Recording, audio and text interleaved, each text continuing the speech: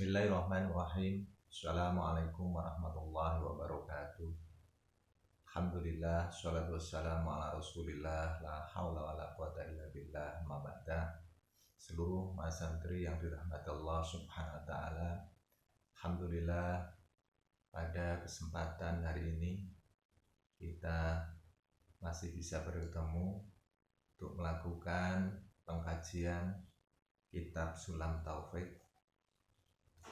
Semoga kita senantiasa diberi kekuatan, diberi kesehatan, sehingga kita bisa melaksanakan aktivitas keseharian kita dengan baik, melaksanakan puasa Ramadan dengan baik, dan tetap selalu menjaga jarak, menjaga agar tubuh lahir batin kita tetap sehat, sehingga kita bisa beribadah dengan sebaik-baiknya. Baik seluruh mas santri yang dirahmati Allah subhanahu wa ta'ala, pada hari ini kita sampai pada kajian tentang nafkah atau nafkah dalam bahasa Indonesia, sering disebut sebagai nafkah. Langsung saja bisa dibuka halaman 36. Bismillahirrahmanirrahim. Yajibu wajib alal musiri ing atase wong kang sugih nafaqatu usulihi, oleh paring nafkah, paring belanjan, cara basa Jawane paring belanjan, paring nafkah, memberi nafkah, usulihi maring wong tuane, al muksirina kang podo melarat. Jadi seseorang diwajibkan untuk memberi nafkah kepada orang tuanya yang masuk dalam kategori tidak mampu.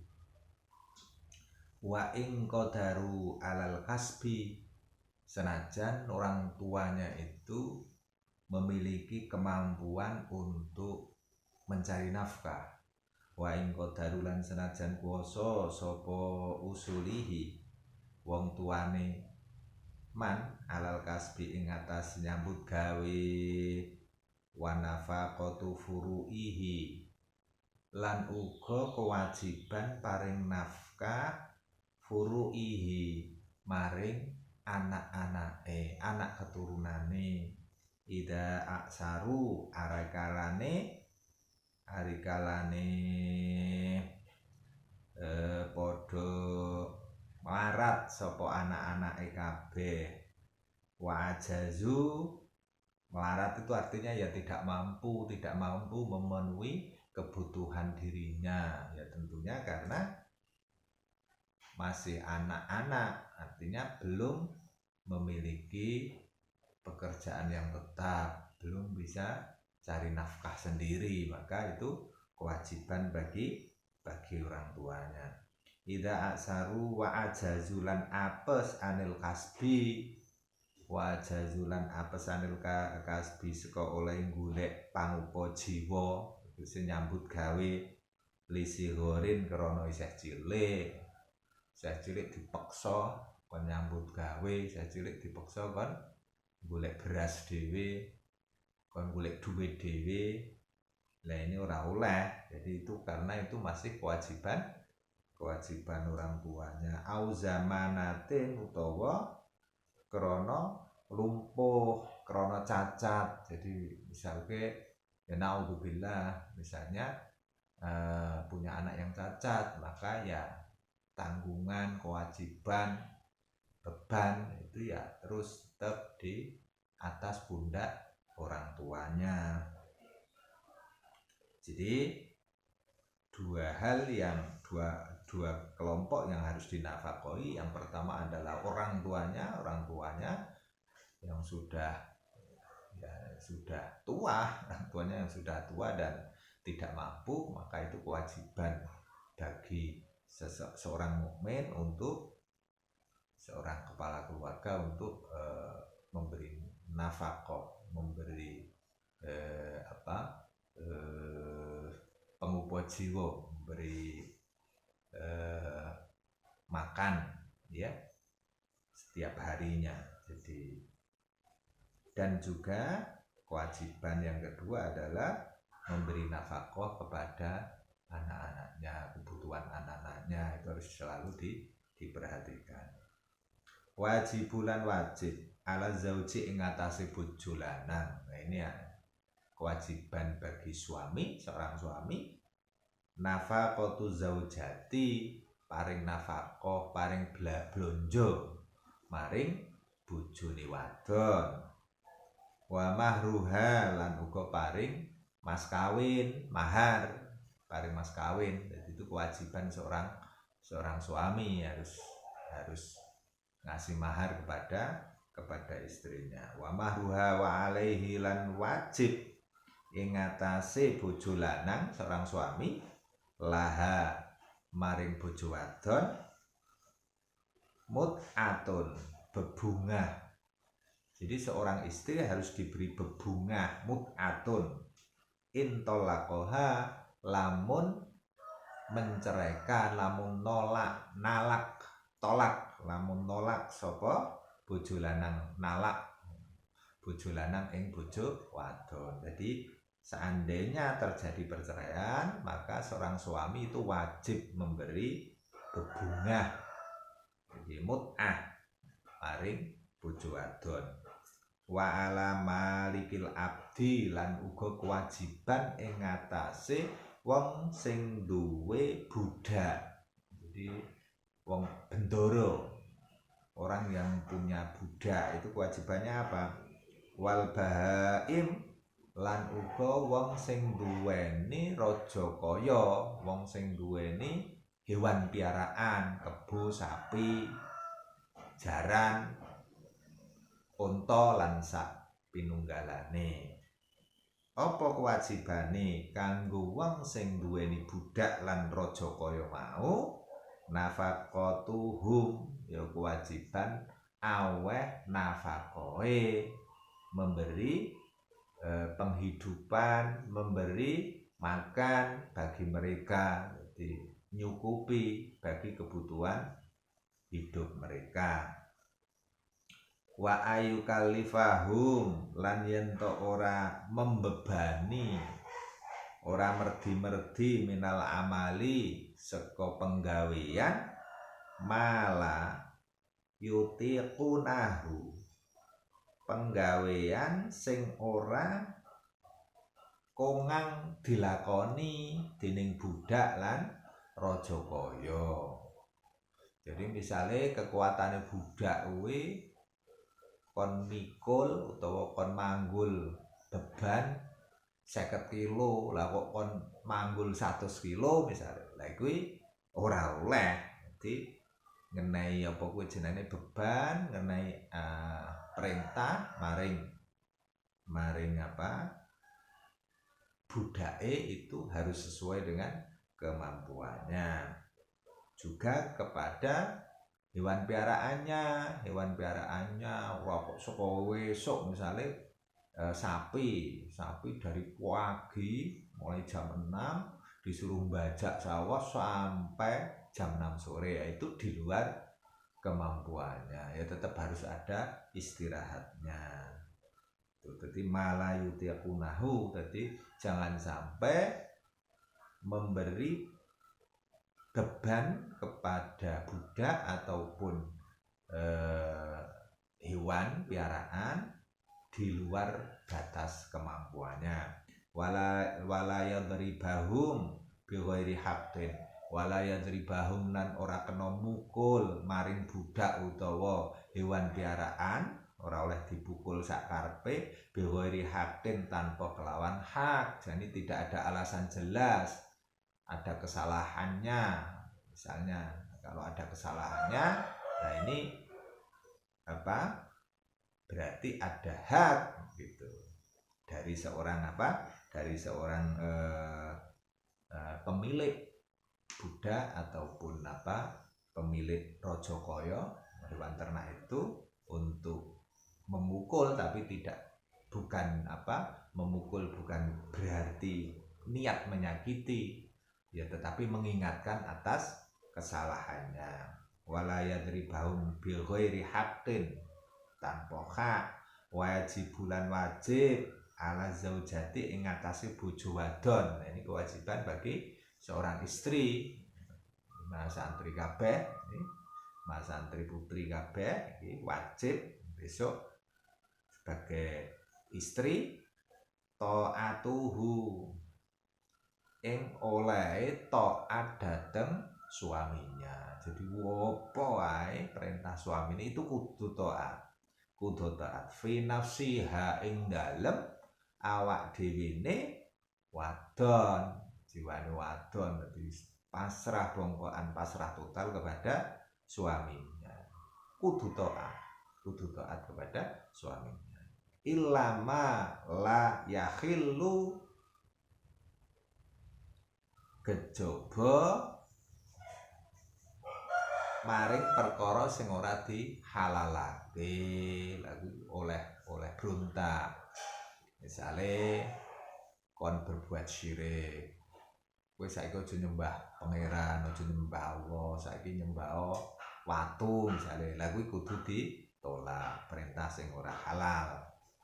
Saiki awakmu aja nglakoni poso misale, padahal ini sedang dalam bulan Ramadan, di mana kewajiban melaksanakan puasa Ramadan. Kalau misalnya ada suami yang melarang untuk melakukan puasa, lah ini harus ditentang karena bertentangan dengan hukum syara. Wa alla tasumalan yen to ora poso sapa bojo wadon, iki maksudnya poso sunat. Kalau puasa sunat itu harus atas izin suaminya. Wala jalan orang lunga sapa bojo wadon min baitihi saka omahe bojo lanang illa biidnihi, angin kejaba kelawan idine bojo lanang. Jadi seorang istri itu tidak boleh melaksanakan puasa sunnah, tidak boleh keluar dari rumah suaminya kecuali atas izin suaminya. Baik, kita lanjutkan pasal berikutnya yaitu minal wajibati. Bismillahirrahmanirrahim. Faslun utayono fasal suci. Minal wajibati, setengah saka pira-pira wajib, setengah pira-pira perkara kang den wajibake al-qabliyati kang bangsa dihin, bangsa permulaan, bangsa awal. Apa yang harus dilakukan di awal? Kewajiban apa yang pertama kali harus dilakukan? Jadi kewajiban-kewajiban yang berada di awal satu urusan, awal satu perbuatan. Jadi awal sekali apa yang harus dilakukan. Yang pertama adalah al-imanu billah. Yang pertama yaitu iman, percados dhateng Allah Ta'ala. Itu pertama kali yang harus dilakukan oleh seseorang. Wa bima ja'alan kelawan opo kang den tekaake, wa bimalan kelan perkara ja'a kang wis nekaake anillah saking Gusti Allah Ta'ala. Jadi apa-apa yang datang dari Allah Ta'ala, ya rupane anane kitab suci Al-Quran utamane yang telah diturunkan oleh Allah kepada hambanya. Nah, ini kita wajib iman. Jadi mulai dari kitab Taurat, kitab Zabur, kitab Injil sampai kepada kitab Al-Quran. Ya, bahkan untuk bulan Ramadan ini tentu mas santri semua saya anjurkan untuk lebih banyak melakukan tadarus Al-Quran. Melakukan tadarus dalam pengertian membacanya sekaligus juga mencoba memahami makna yang terkandung di dalam setiap ayat-ayatnya. juga kita mencoba untuk meningkatkan, ya, coba meningkatkan jumlah ayat yang dihafal. Jadi coba menambah hafalan ayatnya ataupun surat-suratnya yang ada dalam dalam Al-Qur'an.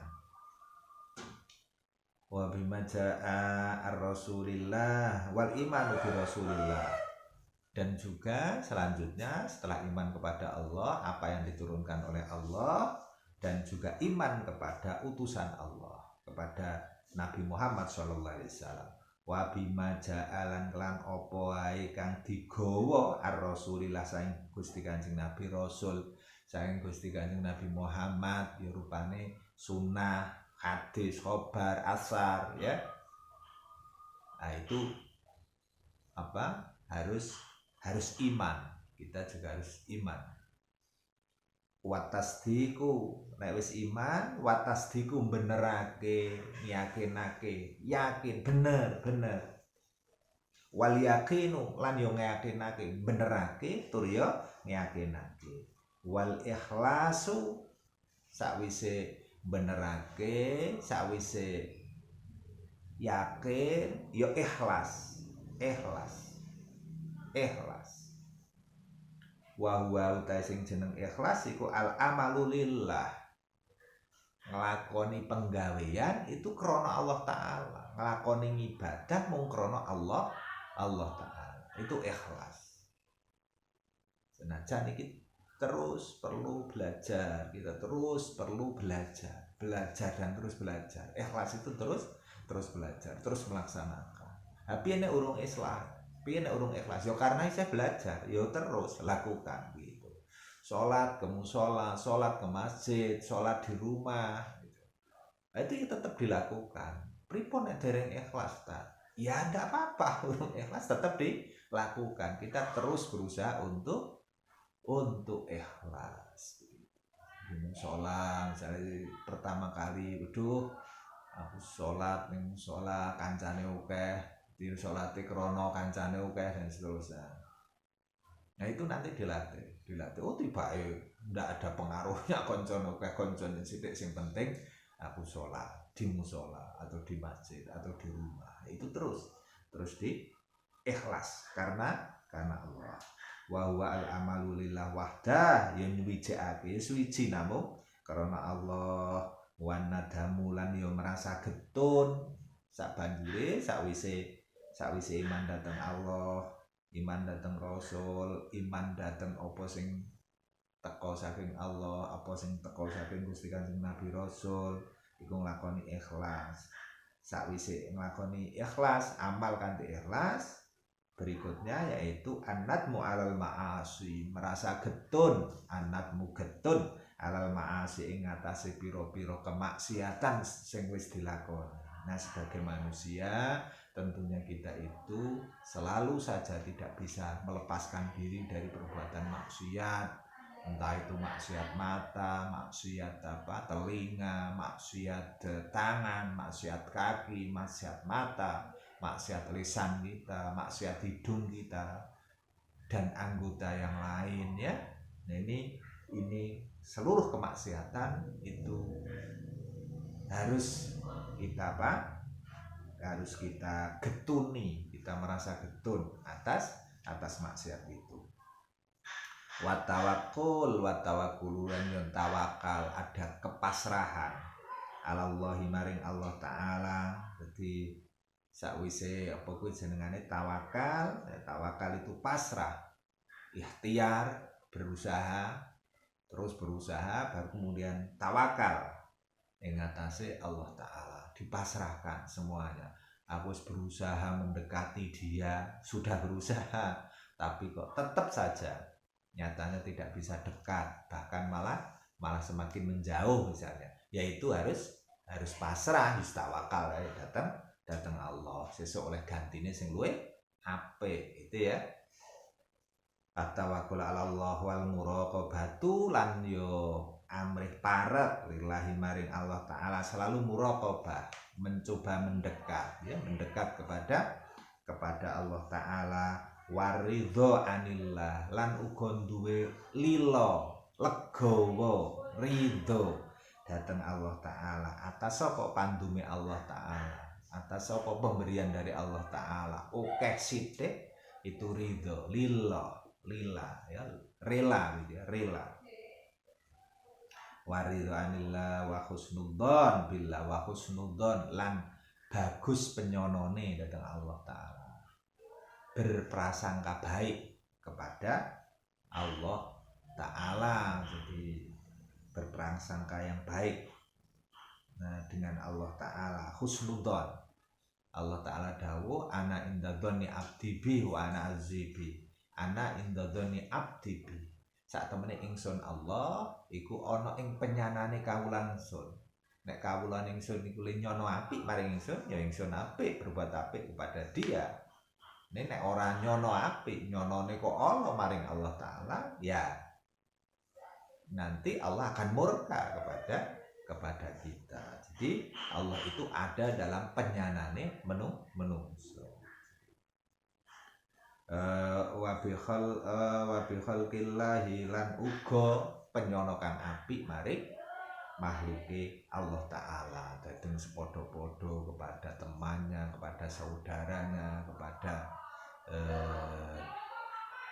orang tuanya, bapak ibunya, kepada semuanya makhluk Allah Ta'ala itu harus di husnudzoni, penyono apik, diapii, di penyono apik.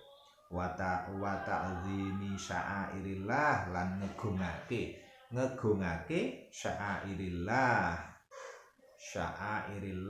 syiar Allah Ta'ala, pertondone Allah Ta'ala. Apa di antara syiar Allah Ta'ala? Di antara syiar Allah Ta'ala misalnya ya masjid, musola, tempat-tempat ibadah ya, tempat-tempat ibadah juga syiar Allah Ta'ala berupa pengajian ya dan seterusnya, pembelajaran, pendidikan dan seterusnya. Jadi segala sesuatu yang yang nyupre, yang kemudian menghantarkan seseorang atau kelompok orang atau banyak orang untuk mendekatkan diri kepada Allah, ini juga bagian dari syiar Allah. Wasyukru ala ni'amillah lan uga kudu syukur ya, berterima kasih ing atase sedaya nikmate Allah Ta'ala. Jadi seluruh nikmat yang telah Allah berikan harus disyukuri. Yang utamanya adalah nikmat sehat dan juga nikmat iman. Nikmat sehat itu luar biasa, nikmat sehat itu, tetapi tidak pernah kita sadari nikmat sehat itu. Sehat itu mahal harganya. Coba kita bisa ngaji semacam ini ya, kita bisa mengaji semacam ini, itu karena kita sehat. Seandainya Allah memberi penyakit kepada kita sehari saja misalnya, kita harus di rumah sakit, kemudian kita harus diimpus misalnya. Nah ini sudah berapa biaya yang harus kita keluarkan untuk penginapannya, untuk pengobatannya, untuk periksanya dan seterusnya. Nah maka harus kita syukuri betul yang namanya sehat itu. Yang kedua adalah nikmat terbesar kita berupa iman, Islam. Nikmat iman, nikmat Islam itu nikmat yang luar biasa, karena ini akan sampai kepada kehidupan yang abadi di akhirat kelak. Jadi keimanan, keislaman inilah yang akan membawa kepada keselamatan kita dunia akhirat insyaallah. Allahumma amin. Wa syukru ala ni'amillah wa sabru, dan juga sabar ala ada ima aujaballahu ing atase nekani perkara sing wis diwajibke daring Allah Ta'ala. Jadi perkara yang sudah diwajibkan Allah Ta'ala. Sabar, kita nglakoni puasa yo sabar nglakoni poso sewulan mutung, ora kok setengah wulan mutung, wah wis kesel e poso mokah setengah bulan 15 hari cak wis mari 15 dino orang lakoni poso. Ini apa? Ini tidak diperbolehkan. Kita harus bersabar atas apa yang telah diperintahkan Allah. Jadi terus jalani terus ya, ganti sabar. Wasobru amma harramallah, lan uga sabar ing ngatasé perkara kang diharamake dening Allah taala, ya kudu sabar. Sabar. Ora oleh mendem, ya aja mendem, sabar. Ora oleh gelutan, ya aja gelutan.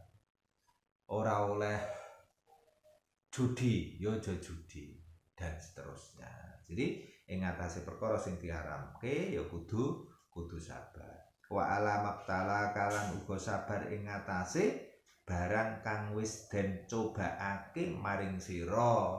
Jadi Allah memberi cobaan kepada hambanya. Saya saiki cobaan yang paling sedang ditakuti oleh banyak orang, yaitu cobaan COVID-19, Corona. Wah, ini mendunia, semua sedang merasakan takut dengan COVID ini ya, dengan wabah ini ya.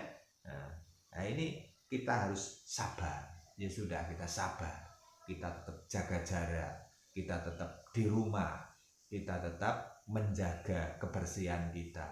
Agar apa? Agar segera bisa memutuskan mata rantai cobaan itu. Jadi COVID itu bisa segera hilang, bisa segera, bahasa saya itu sering saya menyebut minggat gitu ya, dari bumi Nusantara ini, dari dunia ini.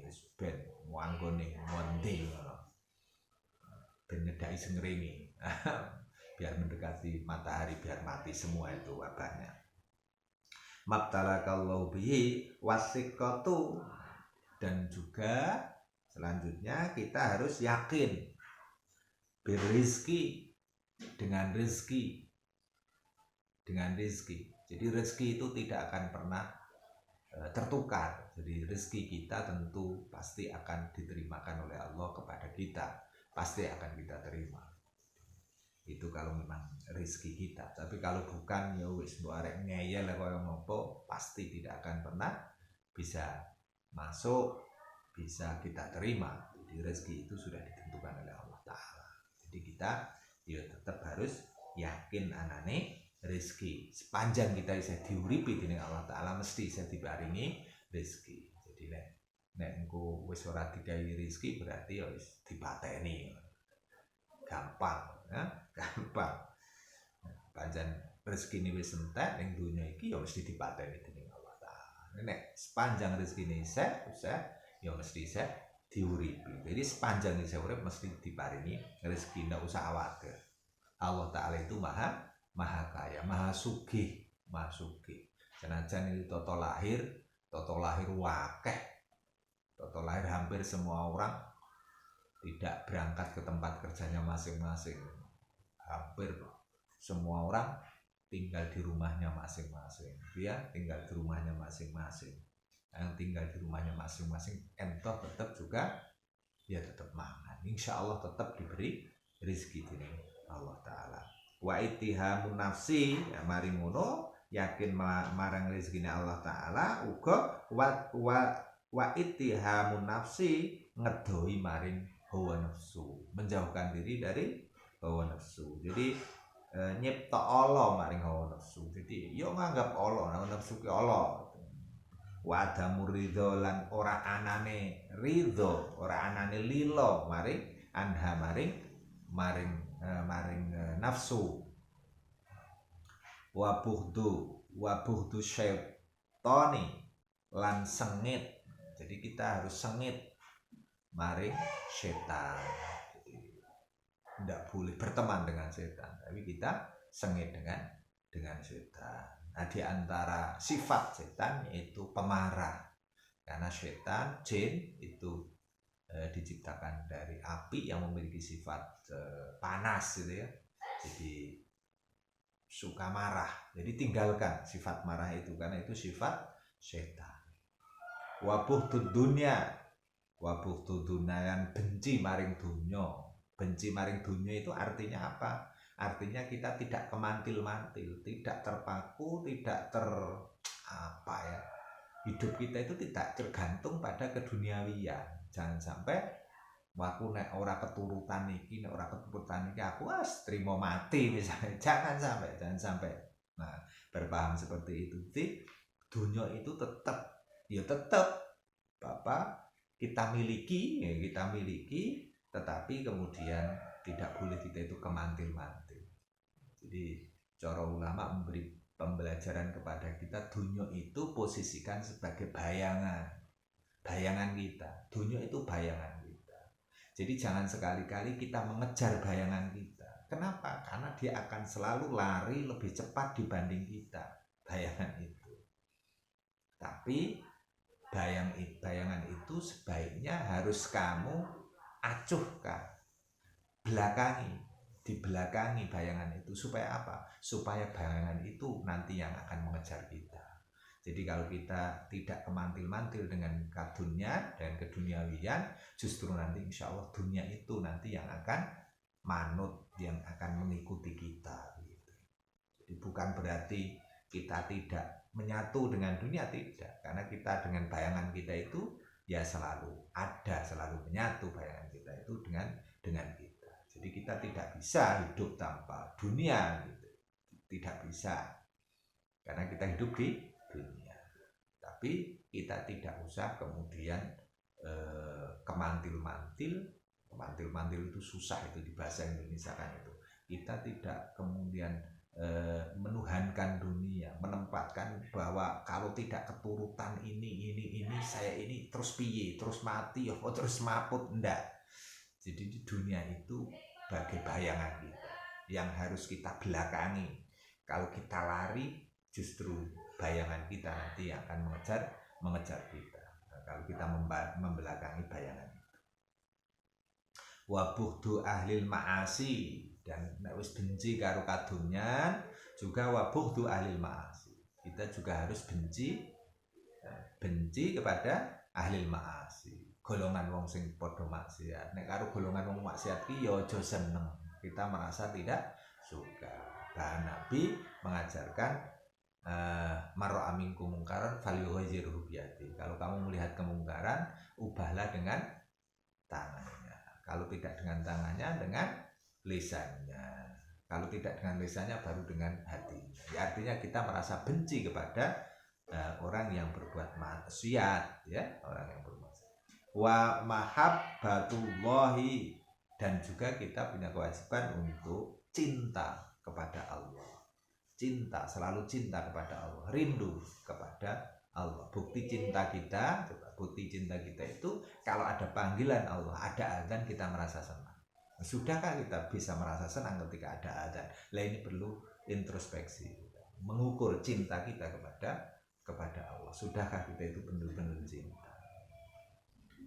Wa mahabbatu kalamihi, dan juga kita cinta tresno maring apa sing didhawuhke dening Allah Ta'ala wonten ing kitab suci. Ya, bukti cinta kita kepada Al-Quran, kepada kalamullah, antara lain kita suka tadarus, kita melaksanakan tadarus dalam sehari. Puasa misalnya, tadarus bisa 1 juz, 2 juz, syukur-syukur 3 sampai 5 juz dalam sehari. Itu bagus sekali. Jadi setiap selesai sholat 5 waktu, kita bisa menghatamkan satu juz dari Al-Quran misalnya. Itu sangat bagus. Jadi kita cinta kepada kalam ilahi. Dan salah satu keistimewaan orang yang cinta kepada kalam Allah itu dikatakan talil Quran itu dirindukan oleh surga. Salah satu orang yang dirindukan oleh surga adalah orang yang selalu membaca kalam Allah, yaitu mencintai Al-Quran. Wa rasulihi, dan juga cinta kepada Rasulnya. Cinta kepada Rasulnya bisa kita bisa kita buktikan dengan kita mengikuti sunnah-sunnahnya, dan sekaligus juga di samping mengikuti sunnah-sunnahnya, kita juga selalu menyebut namanya dengan cara membaca sholawat kepada beliau, atas beliau, ya.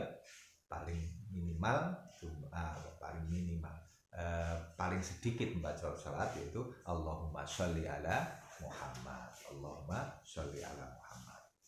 Was sahabati, dan juga selanjutnya kita juga harus cinta kepada para sahabat, karena peran sahabat dalam menyebarkan Islam itu luar biasa.